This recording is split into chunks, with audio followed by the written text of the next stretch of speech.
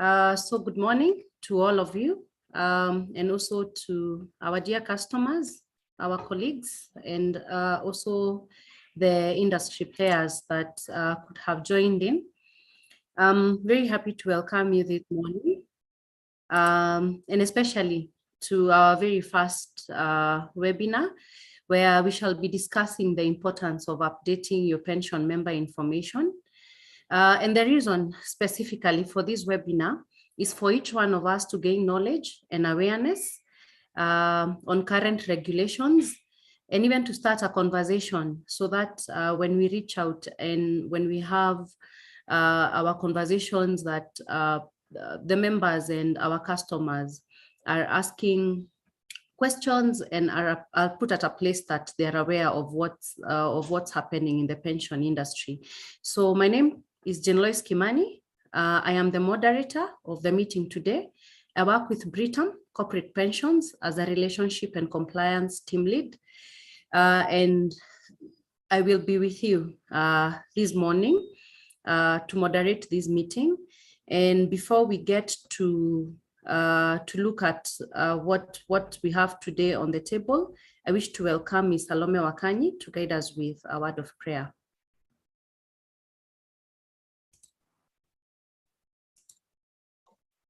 Thank you, Jane Lois.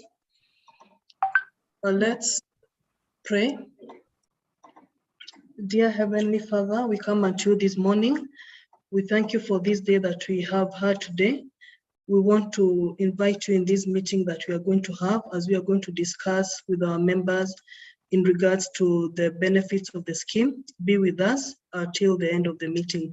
In Jesus' name we do pray and believe. Amen. Thank you, Salome, for that wonderful prayer. So before I actually we go to the proceeding of the event, I would just like to introduce to you the orators, or rather the presenters of the day. So first, I would like to recognize the presence of Mr. Martin Oluoch, the head of pension administration. Martin. Thank you for that, Martin. We shall also have Ms. Salome Wakanyi. She's a relationship associate with the corporate pension department in Britam, and Salome will be taking us through the topic of the day on why we should update our data, and also a few more insights on my Britam portal. We have gone digital.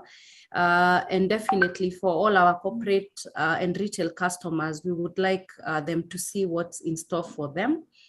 Finally, we will have Mr. Jackson Kiboy.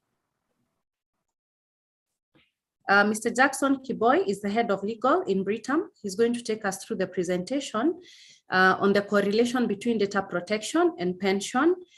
So the Data Protection Act at the moment is quite big, and he'll definitely give us insights on what we need to do. And since the conversations will go on even in the near future, I believe that Jackson will be there to help us with this. So without any further ado, I would like to just invite Mr. Martin Oluoch to just give us a welcoming speech and tell us just a little about Britam. Thank you very much, Lois. Scheme members, our partners in the industry, may I take this opportunity to welcome you to this webinar, where we want to discuss a very important aspect of savings, because it's one thing to save money, because I know that's what most members are focused on. But it's also very, very important that we have accuracy to the data that we have, such that in case of any eventuality, and that means as you're approaching your retirement, probably we need to reach you at a particular place, we'll be able to reach you. This is an area that people don't want to talk so much about, but in case of an unfortunate death, then we can be able also to reach your beneficiaries. If we need to make any communication to you, you can be able to make the communication that you need to make to you without so much problems. So again, and for the sake of the members or the participants who have just joined, my name is Martin Oluoj. I'm tasked with ensuring that we safeguard your retirement savings, your data, until the point when you get to your sunset years, when you will really need these particular investments that you've made during your working years. So I currently am the corporate pensions operations manager for in Britam. And I'll start by telling you who we are as Britam, the place where your funds are being invested. So I request for the screen to move to slide number 2, please.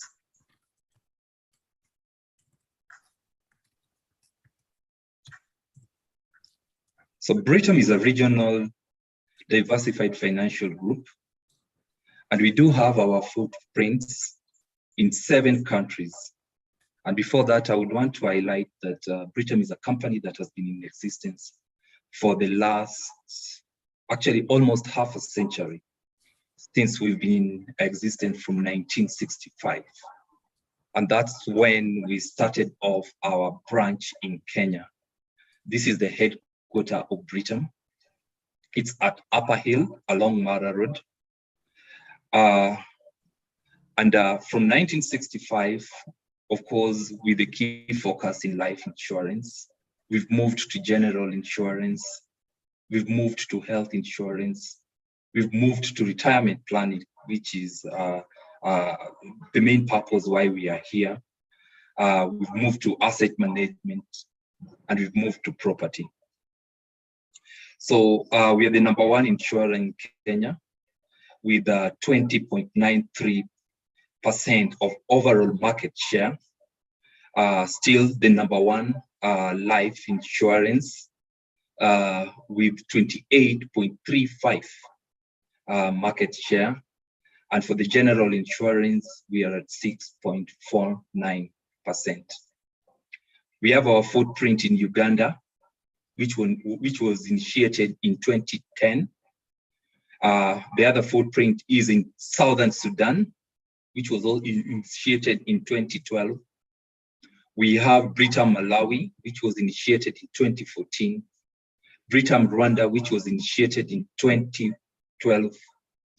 And Britam Mozambique, which was initiated in 2014. And the same to Britam Tanzania, that was initiated in 2014. Next slide, please. So to ensure that we safeguard your insurance, we do have our mission, vision, and our brand positioning. And I'll actually start with our brand positioning, where Britam's main intention is to be with you every step of the way. From birth, we ensure that you have medical insurance. As the child grows, we ensure that you have the relevant education policies. As the child grows to the point of getting a job, they need to safeguard their family. We have various products that actually suit that I can't be able to highlight all of them. But one key amongst them is property insurance and motor insurance. And then finally, we also ensure that you have you are able to save for your retirement during your sunset years. So the key purpose of Britam is to be with you, our customers, every step of the way. Our mission is providing you with financial security every step of the way. Our vision is to be the leading diversified financial service company in our chosen markets across Africa. And we do have key values, which is respect, customer focus, innovation, and integrity. Next slide, please.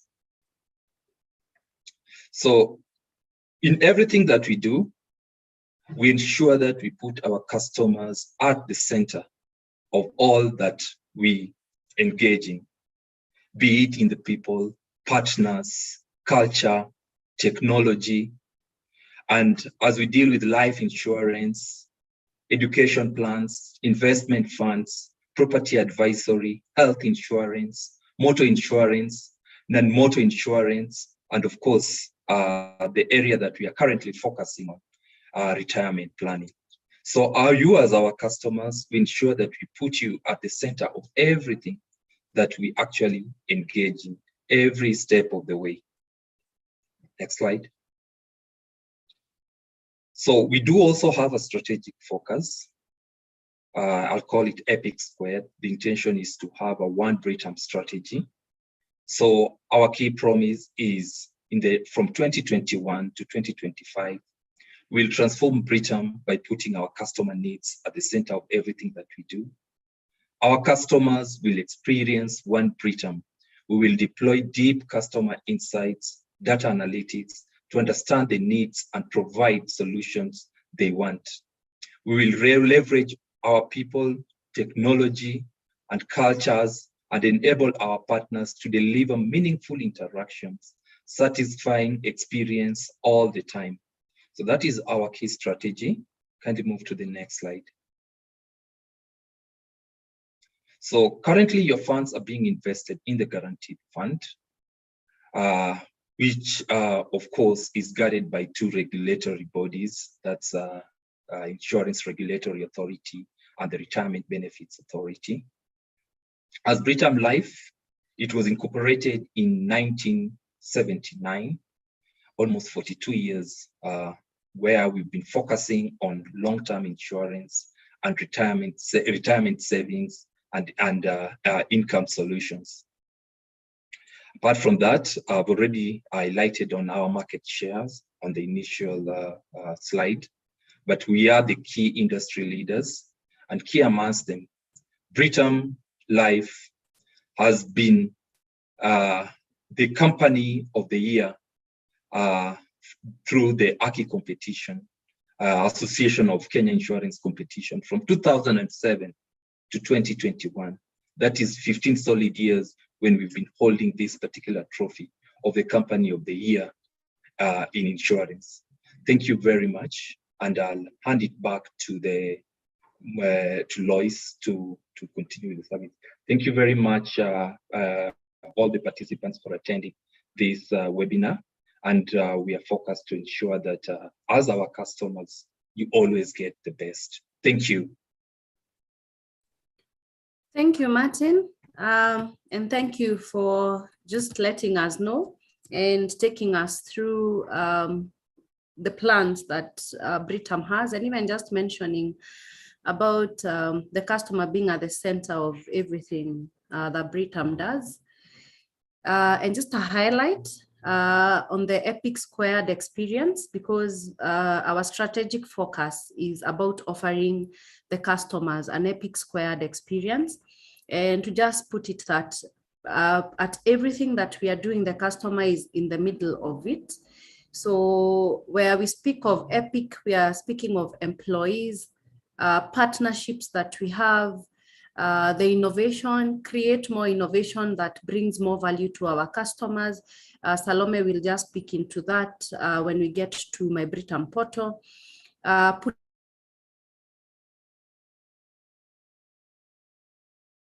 Include treating our customers fairly.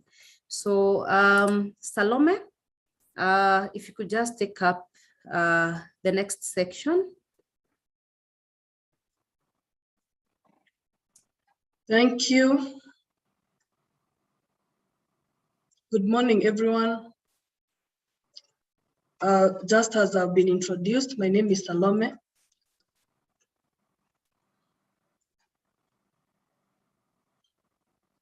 I'm in the corporate pension relationship team, and I work closely with clients just to ensure that at least we are able to meet the purpose of the scheme.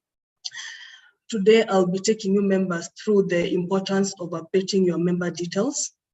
And just as we start, I know that most of you joined the scheme, and when you are joining the scheme, there is the application form that you completed, which is very important that at that particular point you complete all your details, so that at least from that point we have your details correctly captured, and you keep updating the same, so that in the event there is a change, then we are able to also have those particular details well captured and always updated as and when it is necessary.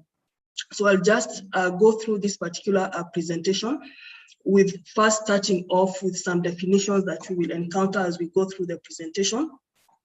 And the first key definition is a trustee. You have always had this name, the trustee, being mentioned very many times. And mostly this is a person or a firm that holds and administers property or assets for the benefit of the scheme members.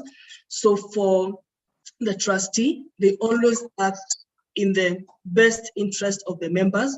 That is, they have the fiduciary responsibility to ensure that all the time members' benefits are well taken care of.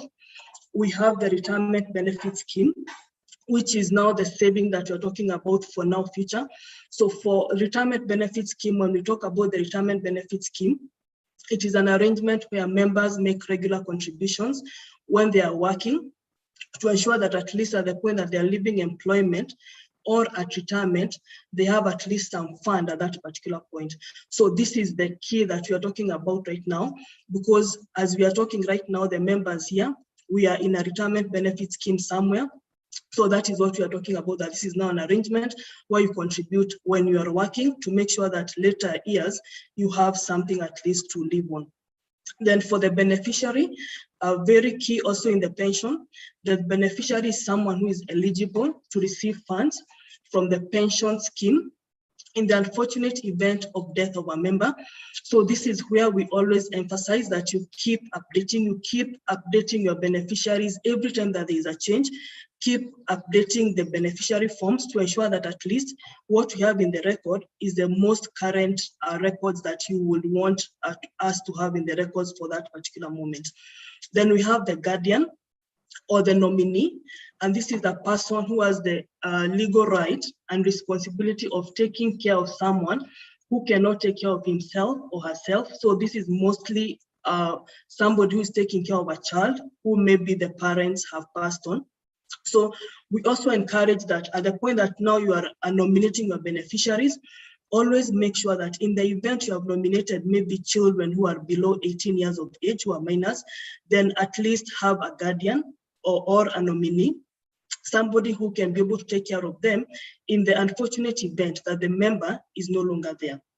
Then the customer portal, which is also something that is really good for the members to know about and to also understand, because this is something that Britam has that at least will help members be able to interact now with the system and be able to also even view their statements, because we have received this particular request. Can I be able to view my statement online? Now, this is something that we are really working on to ensure that we have our members in it, and to ensure that at least all the information that we receive, we are able to onboard our members and they are able to use the customer portal for Britam. Then there is the Data Protection Act, which is mostly about this particular act has come into being to at least be able to look at the rights and interests, and it applies to data processors and data controllers, so that to ensure that at least data is well protected. Members joining the scheme, data is well protected. Then the Unclaimed Financial Assets Authority, this is the government body which was created to administer unclaimed financial assets. So this is also a certain body that members, you may have heard of it, but it is also important that in this particular presentation, you'll also be able to understand more about it. So those are the particular key terminologies that we will come across as we go through this particular presentation. So members, what we're encouraging at the moment is that you update your beneficiary details, you update your details, and you keep doing that on a regular basis to ensure that we have your latest information correct and up to date. Because once we have this, at least the scheme will be able to have your current information. So it means that we'll be able to have your current information at all times, and at least we'll be able to keep your data in a good way. Then to enable you access the online portal. And for the members who have joined the webinar as members in the individual pension scheme, we encourage that you visit the nearest Britam branch and fill in the required forms to ensure that all your details are well updated. For members who have joined the webinar through the employer scheme, then we are encouraging that at the point that you are sending the statements, we shared the member details collection form. So we're encouraging that you keep completing that particular form to ensure that at least we are able to update your details in the system. And at the end of it all, you're able to join the customer online portal, whereby you'll be able now to have several transactions happening in that particular front. So somebody may ask, why is it so important that I nominate a beneficiary in the pension scheme? So the main, these are the main reasons that you really need to nominate a beneficiary in a pension scheme. One, it is because it is a requirement by the law. This being that benefits, any other benefits that you may have, any other assets that you may have, do not form like, we cannot be able to distribute the funds of the pension fund like the way you have put for the other assets or the other estates that you have. So it is required that you have your pension benefits updated, because in the unfortunate event of passing of a member, then we are able to allocate the funds as per the way you would have wanted them to be allocated.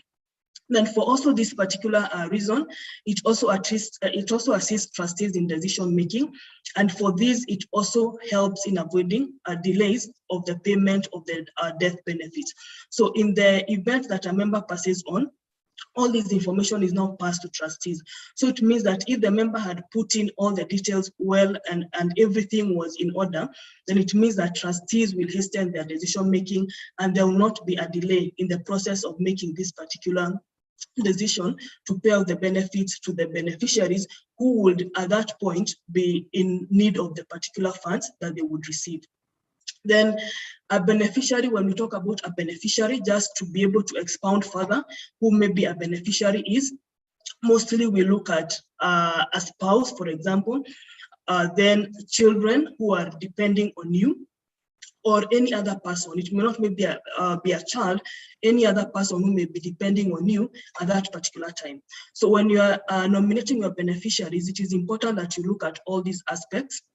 People who are depending on you, people who, in the unfortunate event that you are not there, people who would need that fund. So it is very important that when we are nominating beneficiaries on that particular form, or when we keep updating beneficiaries, then we look at people who depend on you, people who would really need this fund in the event that you are not there, and that fund will really help them, will really come in hand for them. So in the event you nominate children who are below 18 years, then we always encourage, and this is also a requirement by the law, that you appoint a guardian. You appoint a guardian or a nominee for a child who is below 18 years of age. So that at least in the unfortunate event, then there is somebody who will be able to guide on the way forward, who will be able either to receive the funds on behalf of the child, or will be able to guide on how the funds can be utilized in the benefit of the child who is below 18 years of age. Now, when we are doing the nominations also, it is also very important that we think about it like at that particular point, this form that we are using as the nomination of beneficiaries form, it is a form to direct. In the unfortunate event of death, it is a form that gives direction as to how your funds will be subdivided. And this form can be filled at any time. So if there is any change, if there is anything that has happened that you would want to have the change, if maybe you filled the form 4 years ago, 5 years ago when you just joined the organization, maybe for example, and now things have changed in your life. Back then, maybe you had just joined maybe straight from school. Now you have maybe a spouse, you have children. Now it is now at this particular point that is also important that you update that particular beneficiary form, so that just to ensure that everything is up to date and we have all the details up to date to ensure that in the unfortunate event that anything happens, then we have the beneficiary details up to date as well. So at the same time, there are some questions that you keep you need to ask yourself during this particular process. And the few questions that you ask yourself is, in the unfortunate event, how will my benefits be shared? So when you ask, okay, at this particular point, when you ask yourself about that, then in the nomination of beneficiary form or in the application form when you're joining the scheme, there is that proportion area. So as you are nominating your beneficiaries, you also put the proportions as to how your benefits should be shared. Then you also ask yourself, when is the last time that you filled the form? If it is some time back and there have been changes, then it is need that you review, you update your nominations, because there might have been changes. There might have been other people who have come into your life who depend on you and who would really need this particular fund. So it is also important that maybe you make some communications to some of your nominations, just at least to give them a heads up that in the unfortunate event, then you can be able to get some assistance from here. Now, this is now something else that is also very important for us to talk about, because we have been receiving requests from members who are in the employer schemes. How can we be able to be accessing our statements online instead of having them on email? And yes, we have been working on this customer portal, the Britam customer portal, which at the point that we are sending the statements, the manual statements for 2021, we had a form attached, the member details collection form, which we are encouraging and advising the members to update this particular form so that at least we have the details in our system and we're also able to onboard the members onto this particular online portal. So at the point that you're on the portal, then there are very many advantages that you have when you're on that particular front, because you'll be able to view your up-to-date pension statement. You'll be able to view maybe your contributions for that particular year, the up-to-date, up to the fund that you have up-to-date on the portal, instead of waiting until maybe a certain period that you can receive the statement on email. Then if you are joining the webinar as an individual pension plan member, you'll be able to update your personal information. For members in the corporate schemes, you'll be able to view the information, but for members joining as individual pension members, you'll be able to update your personal information and also be able to update your nominated beneficiaries information, and also you can be able to contribute via M-Pesa through the portal. So these are some of the advantages or some of the good things that you get at the point that you are in the portal, because at least you being able to view your statement anytime that you want to view is a very great thing, which members have been asking about. Now, just to take members just through the portal, just a feel of how the portal looks like. So this is the first page that you will come across when you get to the portal. And for you to at least be able to access the portal, then you'll need to sign up. So to sign up is just like to have your details verified, and just to show that your details as they sit here on our side are correct, and you cannot be able to access the portal.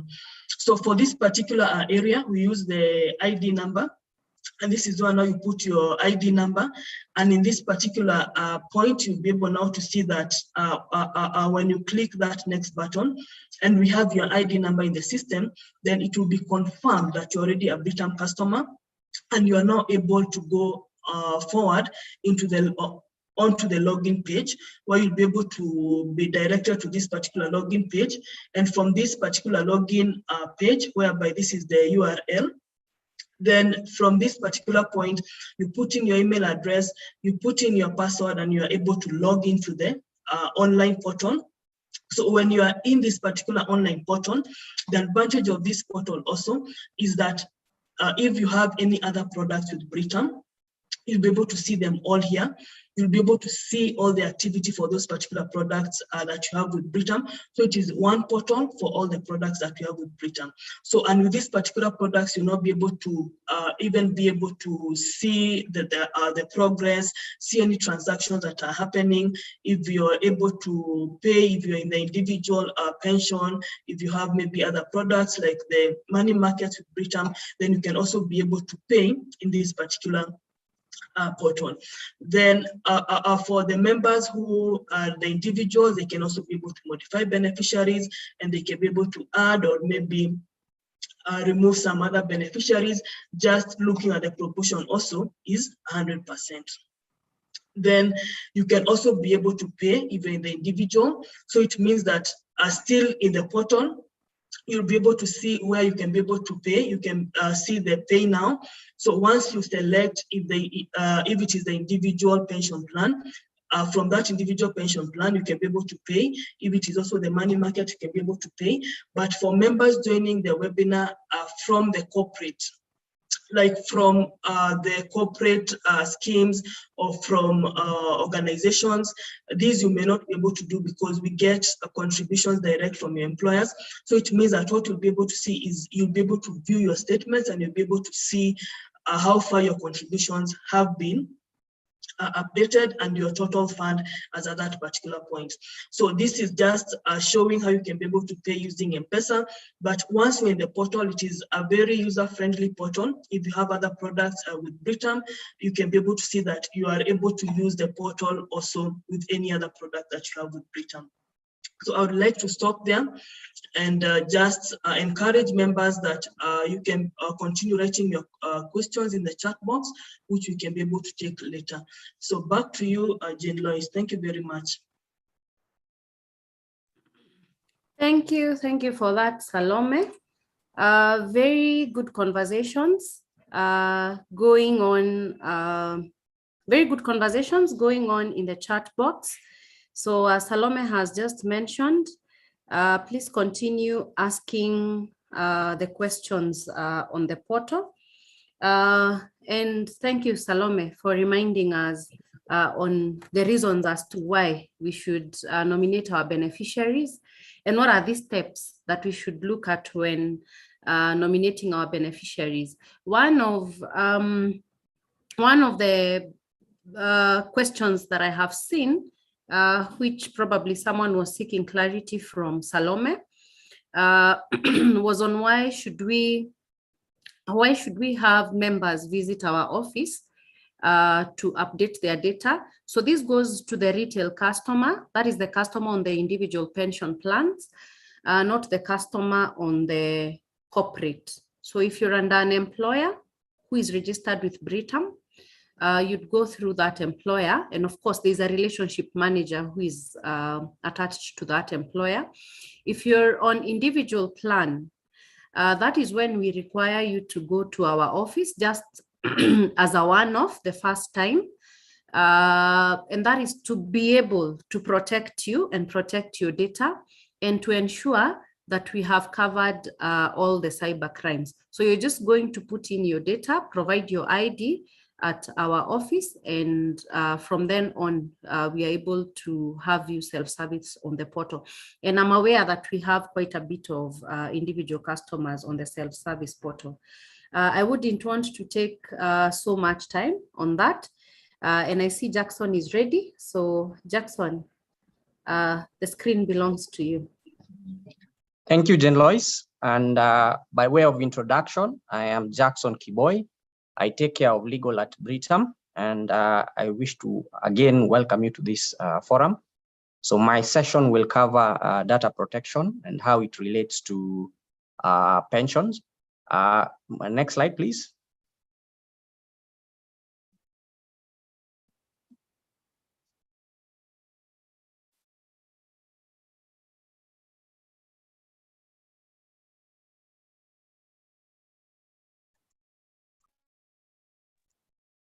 It seems the screen has frozen. Oh, thank you. Okay, thank you. So this session is to just bring to your attention what then the data protection has impacted within the pension industry. Just go back. Thank you. Now, within the pension space, obviously the trustees bear responsibility, and even for that fact, the data protection then places a responsibility on the trustees. But looking at then in the context of the processes that the trustees go through, They are expected to then undertake the normal administration of the scheme in line with the TDRs. They are expected to pay the correct benefits and to the right people at the right time. And as and when the time is necessary, they exercise discretion in line with what the trust deed and rules and trust laws require them. So with that fact, since all pension data belongs or is under the administration of the trustees, for the purposes of the Act, they are taken to be data controllers.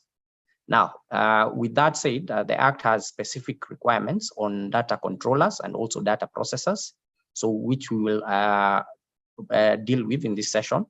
As they do that, they are expected to regard the data protection principles that are espoused under the Act and other legal requirements, such as on data retention. Next slide.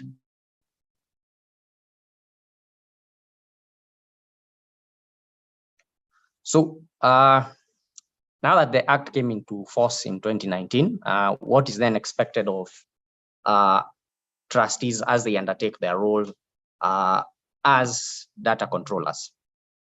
Now, the first thing they have to do is understand the nature of the data that is within their space, and specifically that which relates to pensions.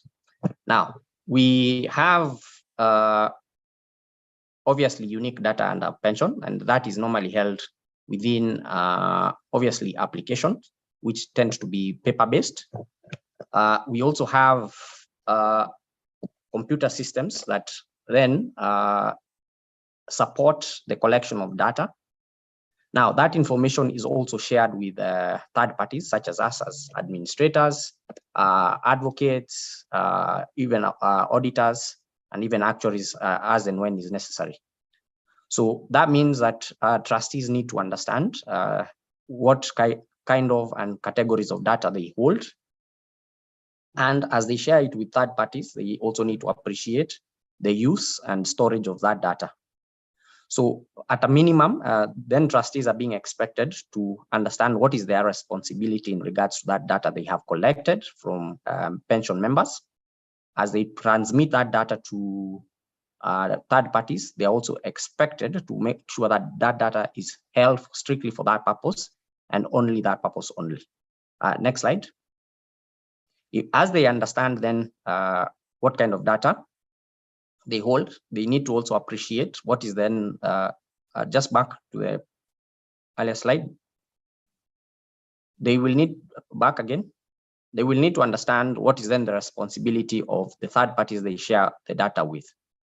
That data, obviously, as I've said, is shared with advocates, auditors in the performance of their role within the pension space. Sorry, we are still back. Go back to the other slide. Thank you. Now, normally as they share this data, that data is then shared on the basis of contractual agreements, which tends to be either contracts with the administrator, the lawyers, the auditors. And you will find that then with the Act coming into effect, we will then now be required to be updating our contractual agreements to reflect the data protection obligations that are required therein. Now, once then trustees also have incorporated that, they will also, as they perform their roles, need to make decisions around sensitive data that is within the realm of data protection. The sensitive data, that by way of example, they collect data related to even minors. They have obviously contributions which can lead to people knowing salary levels and the identity of being the IDs or passport, the records that people have shared with the trustees and obviously the third parties. So as they go about processing data or sharing this data, it then beholds on the trustees to make sure they are compliant as and when then the data commissioner undertakes reviews, they are able to demonstrate that they have complied and can hold any third party or any person dealing with data accountable. Move on to the next slide.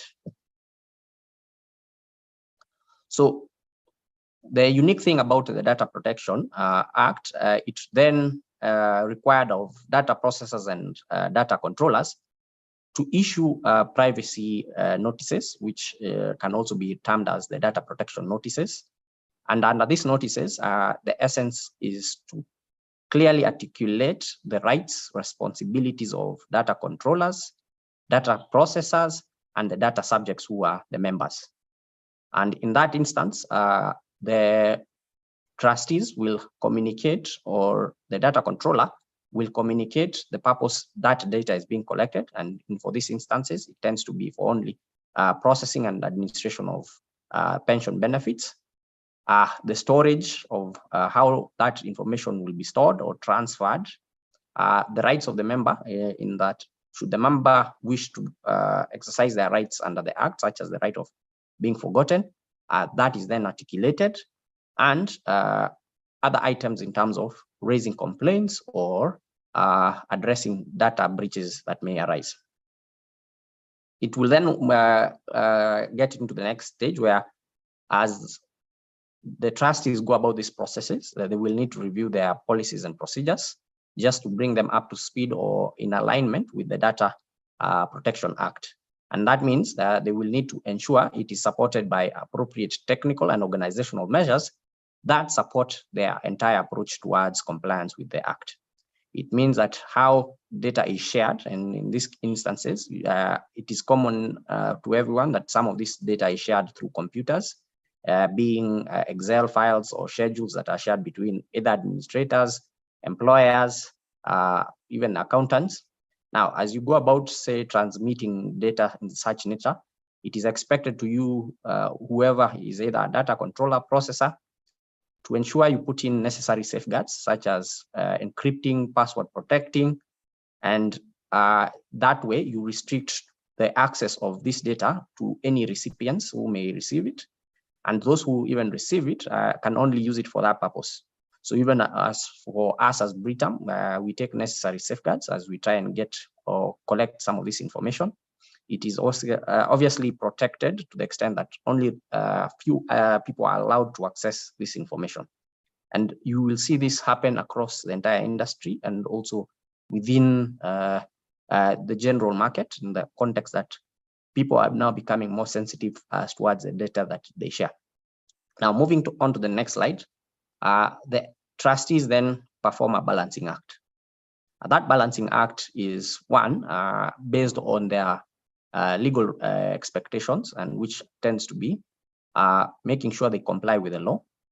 As and when they are exercising discretion, they must do it within, obviously, the limits of the law, paying the correct benefits and to the right people, and just the general administration of the running of the scheme. And they do that with the assistance of third parties.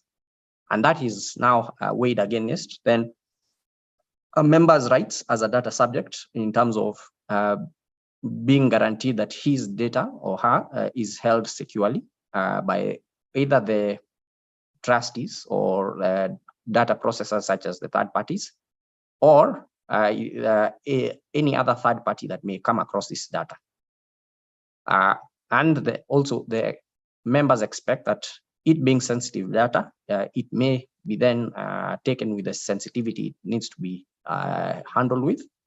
And as the data processors and controllers exercise their normal responsibilities, then there are no breaches that impact the member. So it is a balancing act that trustees are just being required to take up in view of the changes in law. But we as Britam can then provide assurances that we have in place the necessary support, either through our service providers and ourselves in terms of system encryptions and the necessary safeguards we've undertaken to ensure your data is safe. So I'll now transition to the last slide, which is the Unclaimed Financial Assets Act, and which, based on the discussions we've been having today, we are requesting members to update their records in terms of, one, if circumstances change, be it marriage, be it newborn, or changes in terms of the family setup, it is necessary on members to ensure they update their records. We say that on account of one, as the Act came into force, any assets that then are held in a fiduciary capacity, that asset holder is then expected to surrender to the Unclaimed Financial Assets Authority if they are not able to identify the owner or the beneficial owner within 2 years after, as and when they become due and payable. So it means that in the unfortunate event that a member passes on, the trustees would undertake a process of trying to identify the beneficiaries. If a member had not then updated their nominations, it becomes a challenge to the trustees to perform that role. Eventually, due to the operations of law, if we get to the second year, then those assets are normally surrendered to the Unclaimed Financial Assets Authority.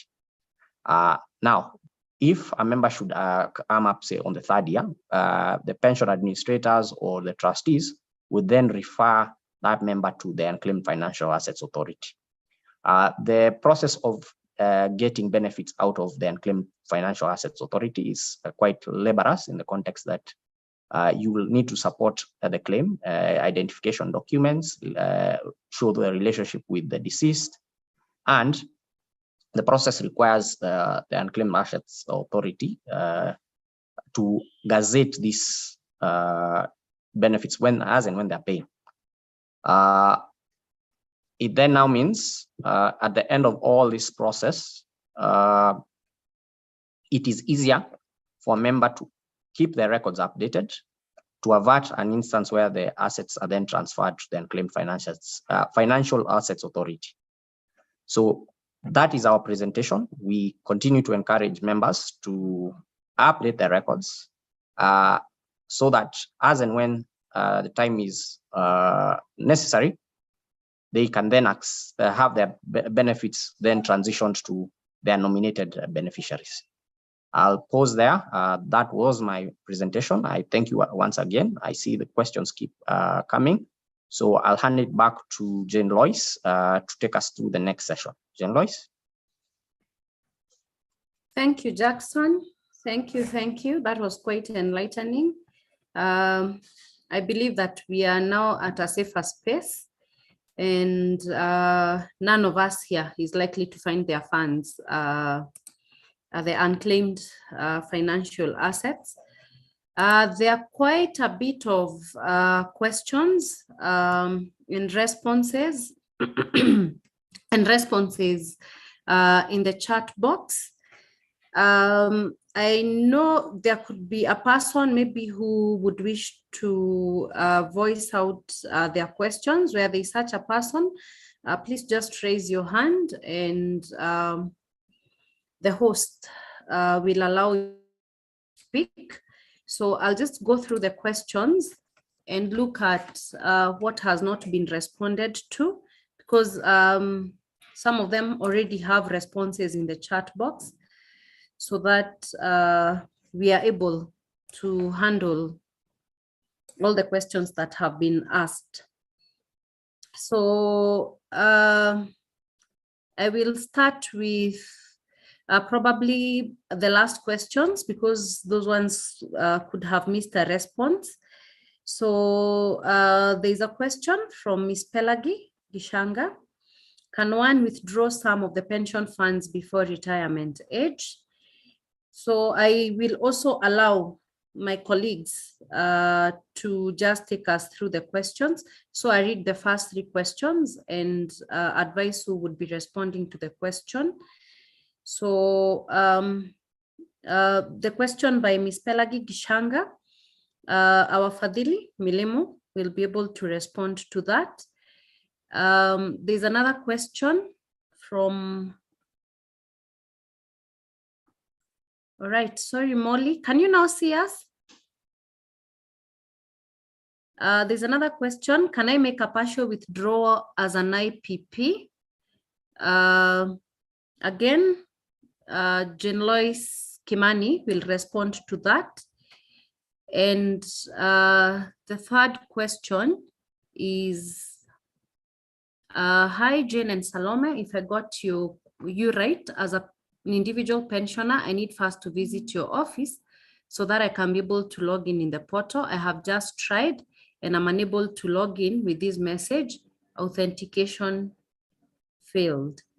So if Fadili, you're ready, please help us respond to the question on if one can access their funds before retirement age.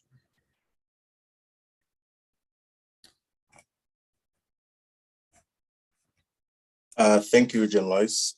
Just to answer Pelagi's question, yes, you can access your pension benefits before retirement if only you are doing the individual contribution whereby the employee is the only one who's contributing, or rather the individual is the only one who's contributing, which can be done in two forms, either partially or perhaps withdrawing the entire amount in that particular aspect. But if there's a component of employer contributing, or perhaps you're under a sponsor, if you're withdrawing before retirement age, you must have resigned or you must have left the organization, which now the law will kick in to allow you only to access 50% of the total benefits in that particular instant. But if you clock the retirement age, the provision of the regulation allows you to access the benefits 100% pegged on the type of pension scheme that you are in, which you have two. One can be provident and one can be pension in that particular instant. So the question is actually answered in two forms, whereby I've just answered by saying yes and no. But if it's yes, it's based on you contributing individually. And yes, if you have the employer contributing, but it will limit you to only access 50% of the total benefits in that particular instant. Back to you, Jane Lois.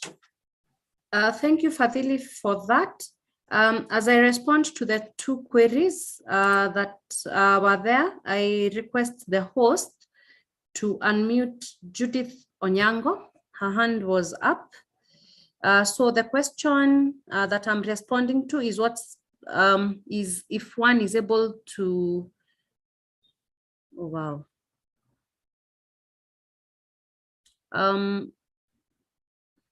If one, no, not before withdrawal. Let me start with what I can see first, that hi, Jane and Salome, if I got you right, she has tried to log in as an individual pensioner. So instead of trying to sign in, Ms. Octavia Ndongo, what you do, and even for the rest of us who are probably stuck at that point, is use your ID number. And this is for individual customers. For the corporate customers, we will be rolling out and informing each one of us upon rollout of what to do. But for individual customers, already you can log in. So you can't sign, you can't sign in if you don't have your email address, if you have already not been set up before. So what you do is sign up and use your ID, and from there on, that will be set up. However, you will not be able to withdraw funds until such a point that you visit our office and fill that member update form and provide your ID, but you will be able to see your details. The other question was, if I saw it, I don't know why I can't see the question right now, but oh, here I see. Can I make a partial withdrawal as an IPP?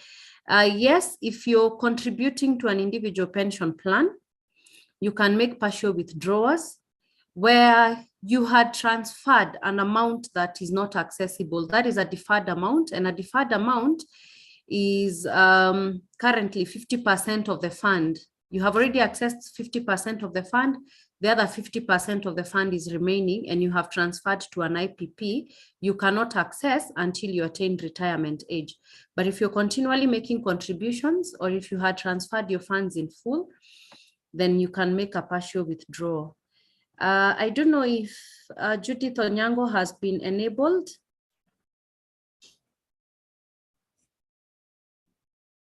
Judith, are you there? Yes, sorry, I was on another call. Yes, I wrote my question, but let me just ask it all the same. We were requested to be submitting monthly schedules for the payments remitted to Britam through the bank. But for a couple of months now, we have not been remitting the schedule, but we have been making payments with our policy number. Does Britam take note of this and update our records based on the policy number and the payment received, or do we have to submit schedule on a monthly basis? Thank you, Judith. That's a very good question, and I will take it because it actually protects the customer and ensures that, again, the customer's data, and especially here, the finances are properly registered. Now, once you make the payment, it is very important to share the schedule with the relationship manager. So again, maybe I can side chat you to just get to know what's the scheme, so that we have the relationship manager reaching out to you. But it is very key to immediately provide the schedule, because that's the only way then we can allocate to the members on that schedule and avoid any instances of funds either being refunded to the institution or going to the unclaimed financial assets. So once the payment is made, it is very critical to have the schedule shared with the relationship manager, and even with a copy to the corporate pensions team. So I will just side chat you, Judith, and I will also have the corporate pensions email address highlighted on the chat box for anyone else who would like to get such assistance. So thank you for that. There is Alan Karaoke, who is asking those outside the country, how do we have the details on the statements rectified and be able to access the portal? I have tried, but I'm being sent the OTP, though I do not have access to the phone registered. Thank you, Alan. That's a bit tricky when you don't have the phone registered. If you could just, I don't know how we can collect your email address, but if you could just write to, I'll also put the email address for retail pensions, Alan, so that you just do an email to retail pensions, and someone will actually assist you once you do an email to that, so that we just find out what is the other option where you're outside the country.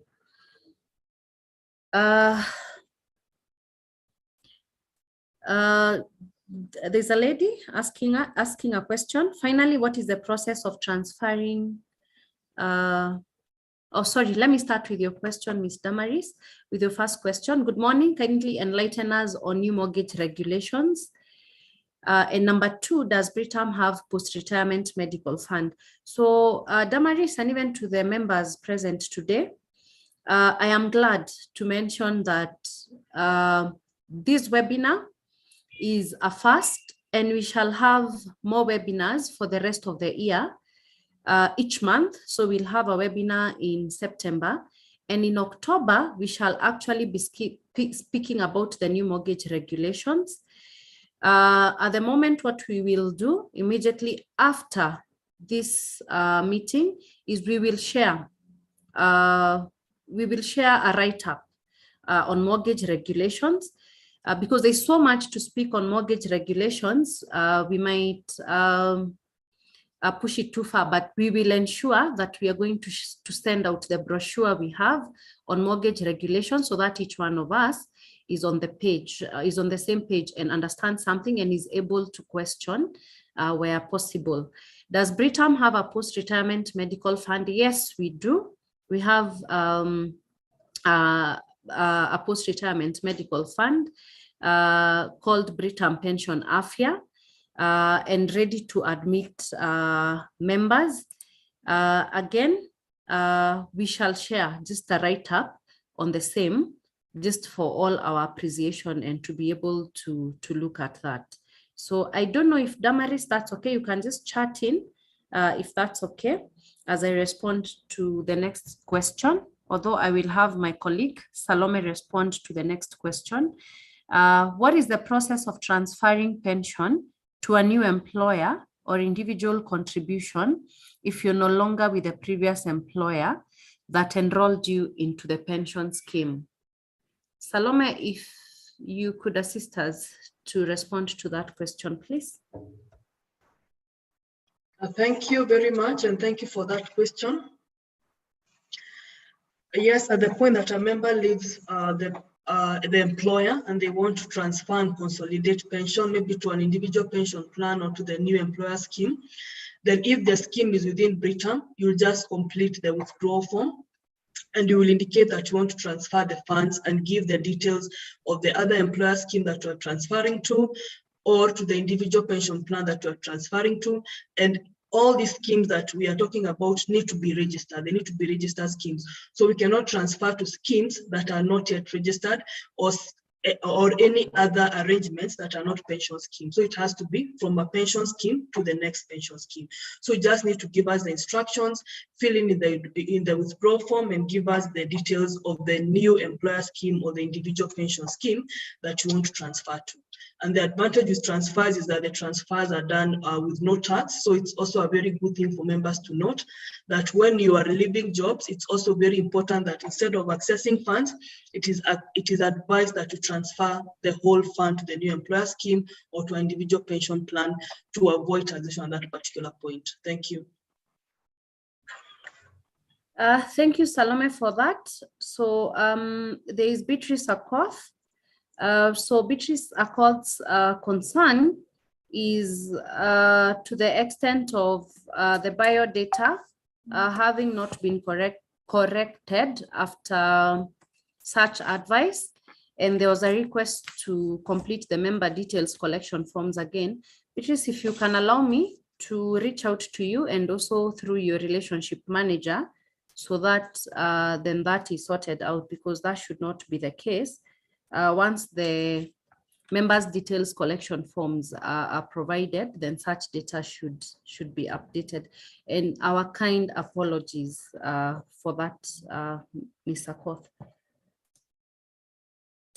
I would like to read all our questions. However, I might really have to leave out some. But what we will do, this webinar is on record, and that means that we are able to come back to the questions and respond to them. But I will respond to one final question because I see this is a question that has repeatedly been asked. And the question is, hi, if one had received 50% of her money when she was transferring to IPP, can she get the 50% of the money she has? I believe, Mariana, the question was, can you now access the 50% from IPP? The response is, if you have not attained the retirement age, the trustee and rules for the IPP schemes for the Provident and the Pension Fund provides for retirement age at early age 50. So if you have attained retirement age, then you can access. If you have not attained the retirement age, you're not able to access such funds. So I see quite a bit of us have tried to log in and the OTP is not being sent. We shall just also have to handle that this morning. And I believe that we'll be able to respond to most or rather to all the questions that have not been responded to. I don't know if there's any hand up. There's any hand up?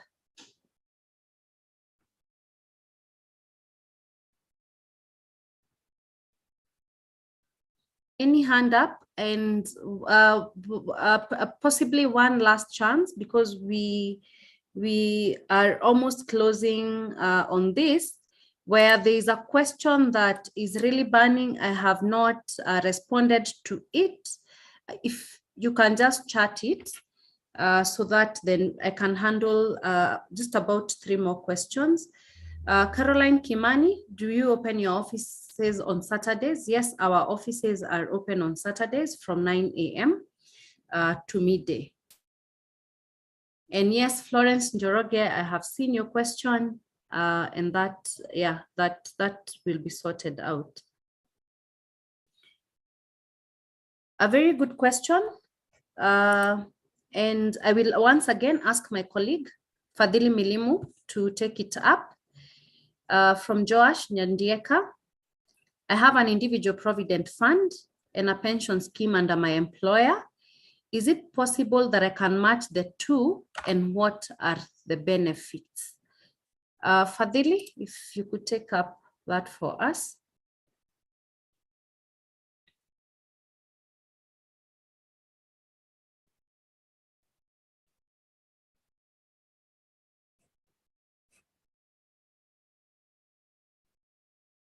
Fadhili, are you still there? Where Fadhili is probably not online, I can take up that. Now, Joash, what happens if you're still under your current employer? The only thing that you can do is transfer the individual provident fund to your employer, so that then you're running them together. We, however, encourage that you maintain an individual provident or pension fund, so that each time when you're moving from one employer to the other, then you're able to consolidate such funds. And yes, that's the only way you can match those two. It's either move from one to the other one. But if you're still under your employer's plan scheme, then you cannot transfer from your employer scheme until such a point where your employment contract has come to an end. And the benefit is that you would have, you're able to have same view, or rather, you're able to see how your funds are growing from one view. But we encourage you to maintain the individual provident fund. And each time that you move from your employer, then you're able to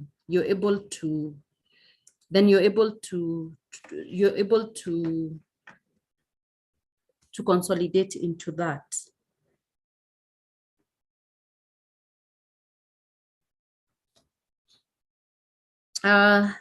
And I confirm that we shall share the presentations. We shall also share a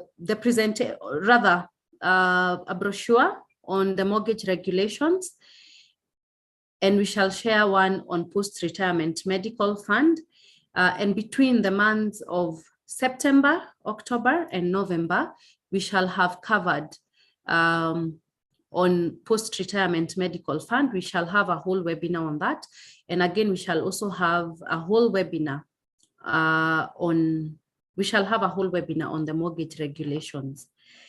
So maybe for me to, as we sign out, and also for the benefit of Judith, sorry, Judith, I am unable to multitask. If you can just write down jkimani@britam.com, jkimani@britam.com. I will be able to get back to you on your query, and also on the issues on the monthly schedules, and also through the relationship manager. So thank you all for attending to this webinar today. It was a first to many more that are going to come, and we really appreciate your questions. Rest assured that those that have been asked and have not been responded to will also be responded to. So I would like to ask one of us to just close the meeting for us with a word of prayer. So again, Salome, I have been on your case this morning a little too much, but please guide us, or rather close for us with a word of prayer. Thank you, and thank you all members for attending the webinar. So let's pray as we close the meeting. Heavenly Father, we come unto you this morning again. We thank you for the meeting that we have had. We want to Thank you for everything that you have given us today, and be with us throughout the rest of the day. Watch over us and protect us as we go back to work, and help us in everything else that we do. In Jesus' name we do pray and believe. Amen. Amen. Thank you all for attending. And we hope to see you in the next few days as we get to the next webinar. Thank you and have a good day ahead.